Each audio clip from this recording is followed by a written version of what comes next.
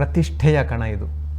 B J ಪಿಯ ಮಟ್ಟಿಗೆ ಇಷ್ಟರವರೆಗೆ ಒಂದು ರೀತಿಯ ಕಬ್ಬಿಣದ ಕಡಲೆಯಾಗಿತ್ತು. ಈ ಬಾರಿ ಪರಿಸ್ಥಿತಿ ಬಹಳಷ್ಟು ಬದಲಾಗಿದೆ. ಬೇರೆ ಬೇರೆ ಕ್ಷೇತ್ರಗಳಲ್ಲಿ ಬಿ ಜೆ ಪಿ ಗೆಲುವನ್ನು ಕೂಡ ಕಾಣ್ತಾ ಇದೆ ಬೇರೆ ಚುನಾವಣೆಗಳಲ್ಲಿ. ಹಾಗಾಗಿ ಈ ಚುನಾವಣೆ ನಿಮಗೆ ಗೆಲುವಿನ ಸಾಧ್ಯತೆ ಎಷ್ಟು? ಖಂಡಿತವಾಗ್ಲು ಈ ಸಲ ಒಂದು ಒಳ್ಳೆಯ ಚೇಂಜ್ ಕೇರಳದಲ್ಲಿ ಕಾಣಲಿಕ್ಕೆ ಸಾಧ್ಯ ಇದೆ. ಬಿಕಾಸ್ ನರೇಂದ್ರ ಮೋದಿಜಿ ಅವರ ಒಂದು ವಿಷನ್ ಇದೆಯಲ್ಲ, ವಿಕಸಿತ ಭಾರತ ಅಂತ ಹೇಳುವಂತ ವಿಷನ್ ಅನ್ನ ಕೇರಳಕ್ಕೂ ಕೂಡ ತಂದು ಕೊಟ್ಟಿದ್ದಾರೆ. ಬಿಜೆಪಿಯಲ್ಲಿ ಕೇರಳದಲ್ಲಿ ಒಂದೇ ಒಂದು ಬಿಜೆಪಿ MLA ಇಲ್ಲದಿದ್ರು ಕೂಡ ನಮ್ಗೆ ಒಂದು ನ್ಯಾಷನಲ್ ಹೈವೇ ಕೊಟ್ಟಿದ್ದಾರೆ. ಅದು ಮಂಗಳೂರಿನಲ್ಲಿ ಕೂಡ ಇಲ್ಲ. ಅಷ್ಟು ಒಳ್ಳೆಯ ಬಹುಶಃ ದೇಶಕ್ಕೆ ಮಾದರಿಯಾದಂತ ಒಂದು. ಸೊ ಅಷ್ಟೊಂದು ಒಳ್ಳೆಯ ನ್ಯಾಷನಲ್ ಹೈವೇನ ನಮಗೆ ಕೊಟ್ಟಿದ್ದಾರೆ. ಒಂದೇ ಬರ ಟ್ರೈನ್ಗಳನ್ನ ಕೊಟ್ಟಿದ್ದಾರೆ. ರೈಲ್ವೆ ಸ್ಟೇಷನ್ಗಳನ್ನ ಅಪ್ಗ್ರೇಡೇಷನ್ ಮಾಡಿಸ್ತಾ ಇದ್ದಾರೆ. ಕಾಸರಗೋಡಿಂದ ಹಿಡಿದು ಟ್ರಿವಾಂಡ್ರಮ್ ತನಕ ಆಗ್ತಾ ಉಂಟು. ಅದರಲ್ಲಿ ನಮ್ಮ ಕಾಸರಗೋಡಿನ ರೈಲ್ವೆ ಸ್ಟೇಷನ್ ನೋಡಿದ್ರೆ ಈಗ ಅದು ಏರ್ಪೋರ್ಟ್ ರೈಲ್ವೆ ಸ್ಟೇಷನ್ ಅಂತ ಹೇಳುವಂತ ಕನ್ಫ್ಯೂಷನ್, ಅಂದ್ರೆ ಅಷ್ಟು ಒಳ್ಳೆಯ ರೀತಿಯಲ್ಲಿ ಡ್ರಾಸ್ಟಿಕ್ ಚೇಂಜಸ್ ನಾವು ಕಾಣ್ತಾ ಇದ್ದೀವಿ. ಸೊ ಇದು ಅದೇನು ವಿಕಸಿತ ಭಾರತ ಅಂತ ಹೇಳುವಂತ ವಿಷನ್ ಅನ್ನ ಅವರು ಯಾವ ರಾಜ್ಯಗಳಿಗೂ ಕೂಡ ಭೇದ ಭಾವ ಮಾಡದೆ ಒಂದೇ ರೀತಿಯಲ್ಲಿ ಕಾಣುವಂತದ್ದು ನರೇಂದ್ರ ಮೋದಿಜಿ ಅವರ ಒಂದು ನೇತೃತ್ವದಲ್ಲಿ ಬರ್ತಾ ಇರುವಂತದ್ದು.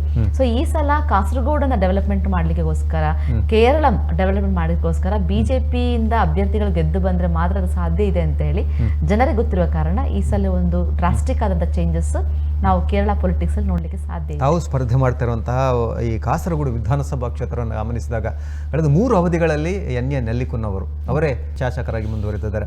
ಆದರೆ ಒಂದು ಇತಿಹಾಸ ನೋಡಿದಾಗ 2011ರಲ್ಲಿ ಜಯಲಕ್ಷ್ಮಿ ಭಟ್ ಅವರು ಬಿಜೆಪಿ ಅಂದರೆ NDA ಅಭ್ಯರ್ಥಿಯಾಗಿದ್ದರು. ಸರಿಸುಮಾರು 9,500 10,000 ಮತಗಳ ಅಂತರದಿಂದ ಸೋಲನ್ನು ಕಾಣ್ತಾರೆ. ಆ ಬಳಿಕ ರವೀಶ್ ತಂತ್ರಿ ಅವರು ಆ ಅಂತರವನ್ನು ಮತ್ತೆ ಕಡಿಮೆಗೊಳಿಸ್ತಾರೆ. 8,000-9,000 ಆ ಒಂದು ಅಂತರ ಇತ್ತು. ಆದರೆ ನಂತರದ ಚುನಾವಣೆ 2021ರಲ್ಲಿ ಶ್ರೀಕಾಂತ್ ನ್ಯಾಯವಾದಿ ಸ್ವಲ್ಪ ಗೆಲುವಿನ ಸೋಲಿನ ಅಂತರ 12,900 ಆಯಿತು. ಹಾಗಾಗಿ ಈ ಬಾರಿ ಖಂಡಿತವಾಗ್ಲೂ ಕಾಸರಗೋಡು ಅಸೆಂಬ್ಲಿಯಿಂದ ಒಂದು ಬಿಜೆಪಿಯ MLA ಗೆದ್ದು ಕೇರಳದ ವಿಧಾನಸಭೆಗೆ ಹೋಗ್ತಾರೆ. ಬಿಕಾಸ್ ಯಾಕೆ ಅಂತ ಹೇಳಿದ್ರೆ ಈಗಾಗಲೇ ಹೇಳಿದಾಗೆ ವಿಕಸಿತ ಕಾಸರಗೋಡು ಅಂತ ಹೇಳುವಂಥ ವಿಷನ್ ಅನ್ನ ಇಟ್ಟುಕೊಂಡು ನಾನು ಕಳೆದ ಒಂದು MP ಎಲೆಕ್ಷನ್ ಕಂಟೆಸ್ಟ್ ಮಾಡಿದ ನಂತರ ನಾನು ಭಾರತೀಯ ಜನತಾ ಪಾರ್ಟಿಯ ಜಿಲ್ಲಾಧ್ಯಕ್ಷ ಆದ ನಂತರ ನಾನು ಸತತವಾಗಿ ಜನರ ಎಡೆಯಲ್ಲಿ ಇದ್ದುಕೊಂಡು ಕೆಲಸ ಮಾಡ್ತಾ ಇರುವಂತದ್ದು. ಖಂಡಿತ ತಾವು ಒಂದು ರಾಷ್ಟ್ರೀಯ ಪಕ್ಷದ ಅಭ್ಯರ್ಥಿಗಳು. ಹಾಗಾಗಿ ಪ್ರಧಾನಮಂತ್ರಿಯವರು ಮಾಡಿರುವಂತಹ ಕೆಲಸಗಳು ಅಥವಾ ಕೇಂದ್ರ ಸರ್ಕಾರದ ಕೆಲಸಗಳು ಖಂಡಿತವಾಗಿ ಅದು ಪೂರಕವಾಗಿರಬಹುದು. ಆದರೆ ಆ ಒಂದು ಪ್ರಾದೇಶಿಕವಾದಂತಹ ಹಿನ್ನೆಲೆಯನ್ನು ಗಮನಿಸಿದಾಗ ಆ ಚುನಾವಣೆಯಲ್ಲಿ ಯಾರೆಲ್ಲ ಸ್ಪರ್ಧೆ ಮಾಡ್ತಾರೆ ಅದು ಕೂಡ ಅಷ್ಟೇ ಮುಖ್ಯ ಆಗ್ತದೆ. ಗೆಲುವಿನ ಅಥವಾ ಸೋಲಿನ ಲೆಕ್ಕಾಚಾರ ಅಲ್ಲಿ ನಿರ್ಣಯ ಆಗ್ತದೆ. ಎಷ್ಟು ಪಕ್ಷಗಳ ಅಭ್ಯರ್ಥಿಗಳಿದ್ದಾರೆ ಅಥವಾ ಯಾವ ಸಮುದಾಯದ ಅಭ್ಯರ್ಥಿಗಳಿದ್ದಾರೆ. ಹಾಗಾಗಿ ಅಲ್ಲಿ ಈ ಸಲ ನೋಡಿದ್ರೆ ನೀವು 3 ಪಕ್ಷದಿಂದ ಕೂಡ ಹೊಸ ಅಭ್ಯರ್ಥಿಗಳು, ಅಶ್ವಿನಿ ML, ಶಾನವಾಸ್ ಫಾತೂರ್ ಮತ್ತೆ ಮಾಹಿನ್ ಕಲ್ಲಟ್ರಜಿ, 3 ಹೊಸ ಅಭ್ಯರ್ಥಿಗಳು. ಯಾರಿಗೂ ಕೂಡ MLA ಯಾವುದೇ ರೀತಿಯ ಎಕ್ಸ್ಪೀರಿಯನ್ಸ್ ಇಲ್ಲ. ಜನರು ಅದನ್ನ ಈ ಸಲ ಎಕ್ಸ್ಪೆರಿಮೆಂಟ್ ಮಾಡಿ ನೋಡ್ಬೇಕು. ಸೊ ಆ ಎಕ್ಸ್ಪೆರಿಮೆಂಟ್ ಮಾಡುವಾಗ ಕ್ವಾಲಿಟಿಯನ್ನು ನೋಡ್ಬೇಕಾಗ್ತದೆ. ಸೊ ಯಾರು ಇಲ್ಲಿ ಗೆದ್ದು ಬಂದ್ರೆ ಡೆವಲಪ್ಮೆಂಟ್ ಮಾಡ್ತಾರೆ ಅಂತ ಹೇಳುವಂತ ಕ್ವಾಲಿಟಿ ನೋಡ್ಬೇಕಾಗ್ತದೆ.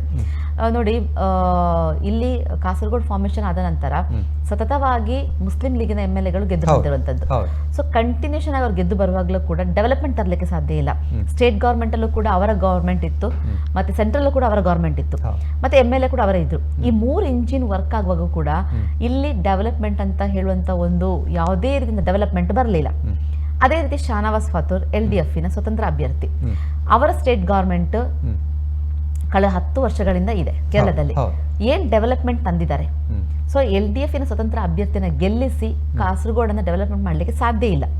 ಬಟ್ ಆದ್ರೆ ನರೇಂದ್ರ ಮೋದಿಜಿಯವರು ಕಳೆದ 11 ವರ್ಷದಿಂದ ದೇಶಕ್ಕೋಸ್ಕರ, ದೇಶದ ಅಭಿವೃದ್ಧಿಗೋಸ್ಕರ, ಡೆವಲಪ್ಮೆಂಟ್ಗೋಸ್ಕರ ಸತತವಾಗಿ ದುಡಿದು ನಮ್ಮ ದೇಶವನ್ನ ಇವತ್ತು ನವ ಭಾರತವಾಗಿ, ಡಿಜಿಟಲ್ ಭಾರತವಾಗಿ ಬದಲಾಯಿಸಿದ್ದಾರೆ. ಎಕಾನಮಿಯಲ್ಲಿ ಇವತ್ತು ನಾವು ಎಷ್ಟು 4ನೇ ಸ್ಥಾನದಲ್ಲಿದ್ದೇವೆ. ಇನ್ನು ಕೆಲವೇ ದಿನಗಳಲ್ಲಿ ನಾವು 3ನೇ ಸ್ಥಾನಕ್ಕೆ ಬರ್ತೇವೆ. ಸೊ ಇದೆಲ್ಲವನ್ನು ಕೂಡ ಜನರು ಅಳತೆ ಮಾಡಿ ತೂಗಿ ಒಂದು ಒಳ್ಳೆಯ ಅಭ್ಯರ್ಥಿಯನ್ನ ಅವರ ವಾಯ್ಸ್ ಆಗಿ ಈ ಸಲ ಕಾಸರಗೋಡಿನಿಂದ ಕೇರಳ ವಿಧಾನಸಭೆ ಕಳಿಸ್ತಾರೆ ಅಂತ ಹೇಳುವಂತ ವಿಶ್ವಾಸ ನನಗೆ